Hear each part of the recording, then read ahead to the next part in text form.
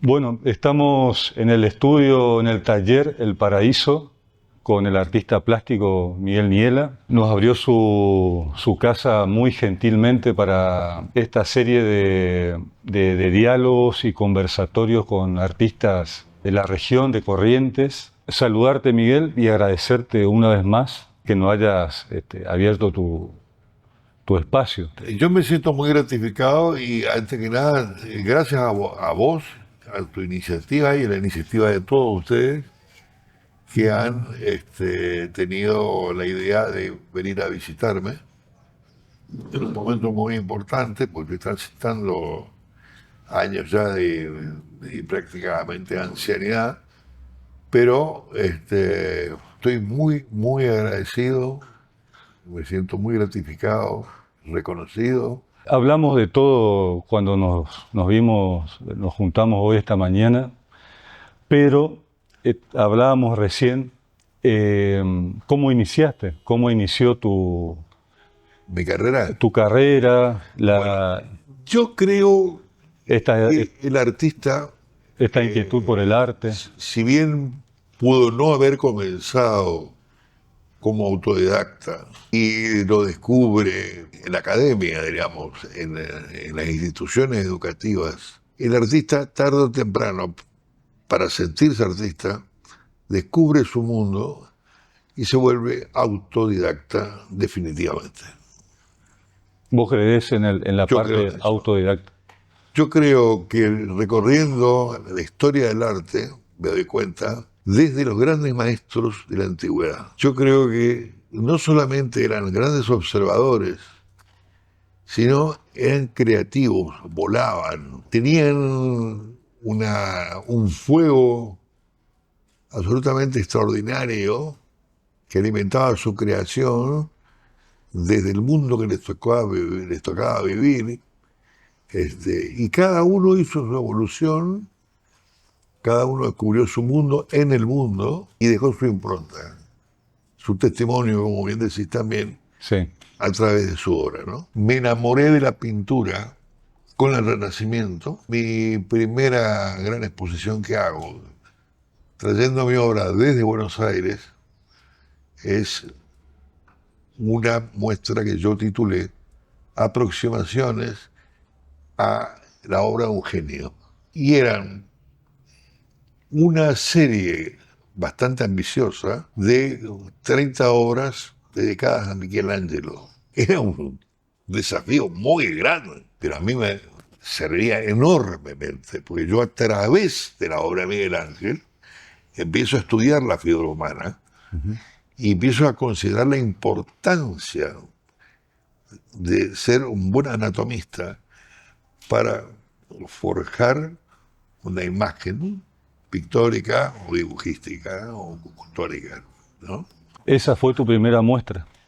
Esa fue mi primera muestra que yo Estamos hablando traje. de qué año más o menos, Miguel. Y esto fue, yo me fui a Buenos Aires en el 78 con una beca que me la dio el Ministerio de Acción Social de Corrientes y me instalo en Buenos Aires con esa beca con la condición de que yo, como respuesta a la beca, haga una exposición donde yo pudiera dar testimonio de mi proceso creativo, de mi evolución artística. Viste que cuando uno es chico, es niño, hace su primera Sí. experiencia, ¿no te pasó por ahí de dibujar y exponer o poner tu obra? Y bueno, desde chiquito, eh, en la escuela primaria, sí, en la escuela, por mis ejemplo. maestras se dieron cuenta Sí, y por eso me estimularon. Yo le hacía los bimestres a mis compañeros sí. en los cuadernos de la escuela. Y así me fui dando cuenta que a mí me gustaba mucho y que tenía el gran apoyo y estímulo de mis maestras. Y así comencé con garabatos y copiando caricaturas de la época. Después, bueno, terminó mi primaria, hice la secundaria, convencional, toda la institución, la educación formal me pareció muy mediocre, Sí. pero mi formación personal iba en forma paralela Y eso sí fue muy importante porque saliéndome del esquema de la educación formal, yo fui desarrollándome también Sí. como artista poquito a poquito. En la casa había también un acompañamiento para esta Bueno, vocación. este es un tema arduo, difícil. A mí me tocó vivir una época en que una familia, imaginar a que un hijo o una hija se dedicaran al arte era ser un perdedor, porque nunca ibas a progresar en ningún aspecto con el arte, porque el arte era algo secundario, era un hobby, era un entretenimiento, bueno. Era una época en que todavía no se sabía los alcances que tenían, porque vivíamos en aldea. Corrientes era una aldea, ¿entendés? Y mucha gente siempre pensó que el arte pasaba por pintar un lapacho, de acuerdo a las expectativas que tenía la gente, que yo, que muy apegada al impresionismo, a la Claro, pintura. intelectualmente no había No, una concepción no, por ahí seria no había. de esa profesión, ¿verdad? No. No había como... El arte era un hobby, era un Bueno, entretenimiento. Y para una familia lo mejor que podía esperar era que el hijo sea un triunfador en una carrera liberal, ¿cierto? Estudiando en una carrera en una universidad o metiéndote en la política o en una carrera hacia, diríamos, el prestigio que te dan los cargos públicos y todas esas pelotudeces. Entonces, era una corriente muy chata, que yo me daba cuenta que me ahogaba, me ahogaba. sí, Y ahí fue cuando vino la beca, que felizmente la obtuve, y me fui a Buenos Aires a los 29 años. Y me quedó 10 años. Y vengo cuando muere mi viejo y ya me quedo acá. Ya todo esto yo te venía con las alforjas llenas porque venía de una experiencia de 10 años muy rica.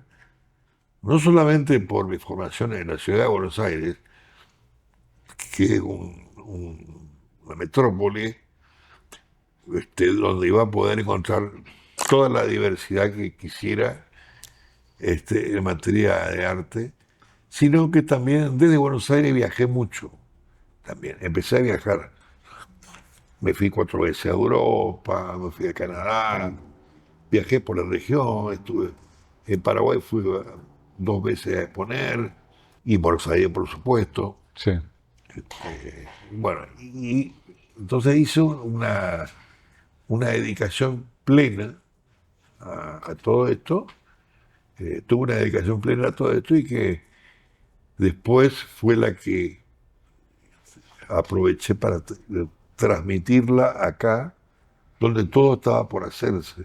Ese Miguel que se había ido, Sí, era el mismo, pero ya con la cabeza volada. claro, y esa travesía, que es lo que una de las muestras que Y fue la última muestra. la última muestra, que es lo que no te dio que es lo que nos da la academia a veces, ¿no? Exactamente. Esa parte práctica, obviamente, Claro. Claro. la búsqueda Sí. personal en cuanto a esto, La en búsqueda cuanto personal. al arte, básicamente. Y no estar pendiente siempre de que le va a gustar o no le va a gustar al público, a la gente, a tu familia, a tus seguros sociales, lo que vos proponés. Entonces me daba cuenta de chiquito que yo era raro y era una personita muy frágil que ni me imaginaba el potencial que tenía dentro por la falta de estimulación. Y claro, la estimulación tengo que encontrarla yo, por mis propios medios, y la iniciativa tengo que tomarla yo. Gracias a esa beca que fue muy importante para mí, porque consolido mi camino en el arte. Primero como dibujante y después como pintor. Hasta que viene un gran momento de ruptura, que casualidad, había terminado la dictadura. Digo, el mundo apolíneo, la belleza apolínea, ya no es lo que estoy buscando, porque como que ya culminé esa etapa y me estaba pidiendo, mi vida me estaba pidiendo que rompa y de aventurarme a mi caos. Uno nace del caos, pero al caos tiene que organizarlo.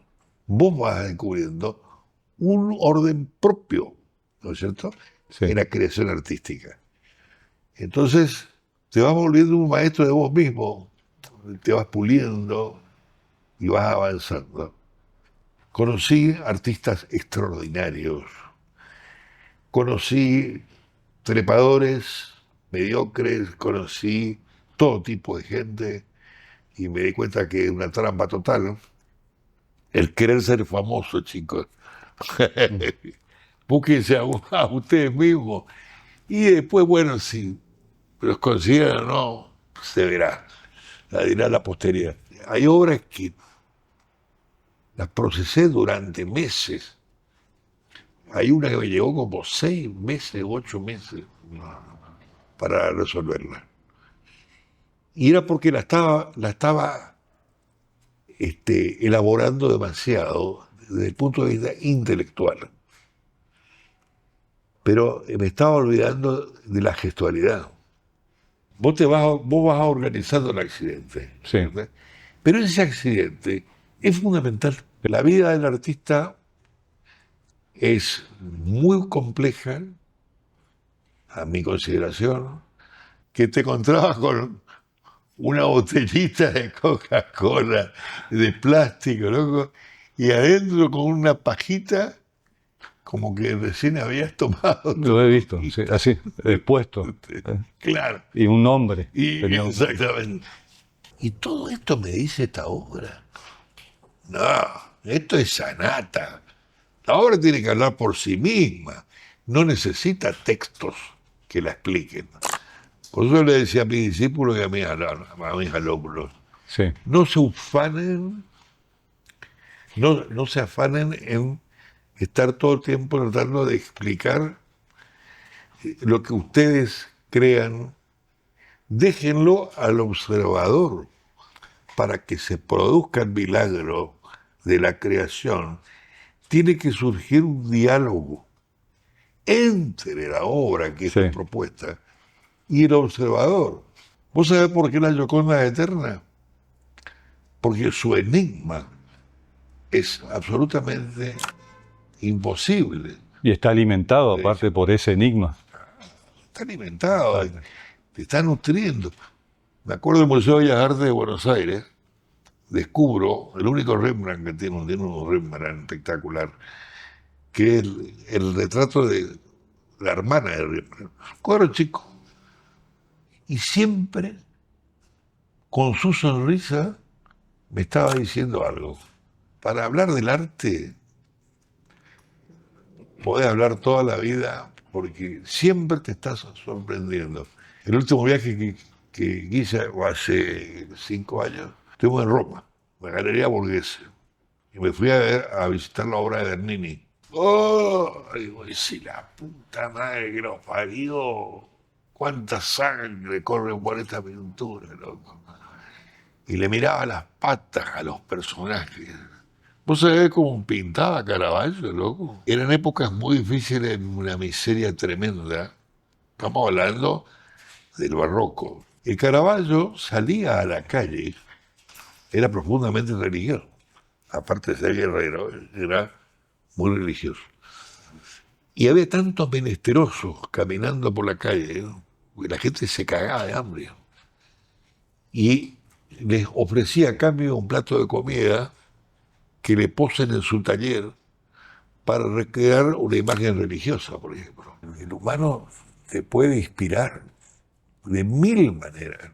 Hablando de las técnicas que me estabas hablando recién, te pregunto, vos, ¿qué herramientas usabas para, Mira, en los para tus últimos cuadros? años de Buenos Aires, en los últimos años, yo directamente pude superar las herramientas convencionales pintando hasta con los codos. ¿Entendés? Como pintaba Jackson Pollock en la época del action painting, ¿me entendés? Porque ahí es donde descubro en Buenos Aires lo que es la pintura de acción. Y es fascinante, porque descubrí una dimensión del arte que yo no lo tenía tan presente, que era el placer, ¿no? El placer de pintar. No sé qué, no sé lo que va a aparecer, pero de largarme a pintar. Y ahí aparece el accidente. Y ahí aparece el accidente. Sí. Exactamente. Ahí aparece el accidente. Mira la cantidad de afinidad que tenemos. Sí. Impresionante, loco. Me acuerdo una larga visita que hice al Museo Joan Miró en Barcelona, donde me quedé maravillado con la obra de Joan Miró. Dije, la puta madre que los parió, hijo, la gran puta, con garabatos. Eran síntesis prodigiosas de procesos arduos. Hay un gato hecho en arpillera que tendrá como 3 metros, así, un gato. Es fantástico. Y entonces así ve el gato que te mira, el hijo de puta, y te vas acercando. Y arpillera, donde el tipo metió pintura también, metió dibujo, y sí, claro, era el comienzo del gran arte moderno. Te manda la puta a la academia, aparece el Sí. dadaísmo, aparece el surrealismo, aparece... Bueno, y vos vas creciendo en ese mundo y vas aprendiendo. Y en cuanto a la vertiente de hoy de artista, bueno, de esto que hablamos hoy del arte conceptual, de todas estas manifestaciones, ¿qué reflexión Bueno, en todos los campos y de la ahí, vida, y ahí meto el muralismo también, ¿no? claro, en todos los campos de la vida uno va descubriendo, ¿no? Y yo creo que lo más importante es que no desaparezca la capacidad de asombro. Siempre que hay asombro es porque estás alumbrando algo interesante, algo diferente, pero también interesante. También hay cosas que revisar de tu propio trabajo, ¿no es cierto? Y de tu propia lectura de la realidad, qué sé yo, es un camino muy rico, muy rico. El camino del arte tiene alcances, pero inusitados. ¿Tuviste cercanía con el mural, sí, ¿no? En algún momento, Nunca. nunca. Por ejemplo, la muralística, y eso que mis amigos eran todos muralistas. Claro, Juan Carlos Soto, Carlos, que hoy claro. recordamos de él. Bueno, en esa época todavía teníamos una amistad con los Villares, José, bueno, y éramos 6 o 7 éramos, bueno, en lo de arte ahora. Sí, pero yo en la muralística Sí. nunca no me metí. Siempre fui un pintor de caballete. El mural es toda una experiencia riquísima, pero que exige inspiración, exige trabajo, mucho sudor, y creo que es uno de los géneros, se puede decir así, más maravilloso de la pintura moderna. Su inspiración podemos tomar de ahí, de la escuela mexicana. Sí, una muralística que se salía de los cánones tradicionales del muralismo ilustrativo, ¿no es cierto? Y se convertía en un hecho cultural de una relevancia extraordinaria. Miguel, agradecerte nuevamente en nombre de Ñan de Arte, del grupo, y bueno, personalmente te agradezco. ¿Algún mensaje que vos quieras dar? Uno siga mirando hacia adelante, pero también no hay que olvidarse, al contrario, de perder conciencia de que sos hijo de la cultura y que todo lo que hayas podido cosechar lo vas a poder recrear con magnificencia, con mucha vida propia. Porque todo tiene que ver con todo. Tiene que ver tus vicisitudes amorosas, tus relaciones con la sociedad, con la historia, con todo lo que pasa. Y todo eso también va enriqueciendo tu acervo. Volver a los libros, si bien veo que hay muchos talentos, también veo que, no en pocos casos, falta una formación humanística. Y por supuesto, lo más importante para mí es la naturaleza. Y hay un momento en la vida en que vos necesitas bajar un cambio y decir, stop a la información porque me está llenando la cabeza y me está haciendo ruido. ¿Entendés?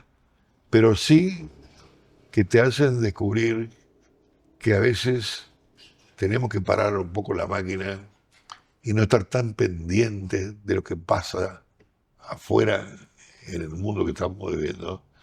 Gracias, Miguel. No, gracias a usted. Ha sido un placer. Un abrazo. Ay, perdóname que estoy... Y que... Sí. Bueno, Vaya para allá. Vamos. Perdón. ¿puedo? Vaya para allá. Vaya al fondo. Claro, voy a pasar un perro y ya. No, de último le arrimamos el portón un poco. Sí, sí.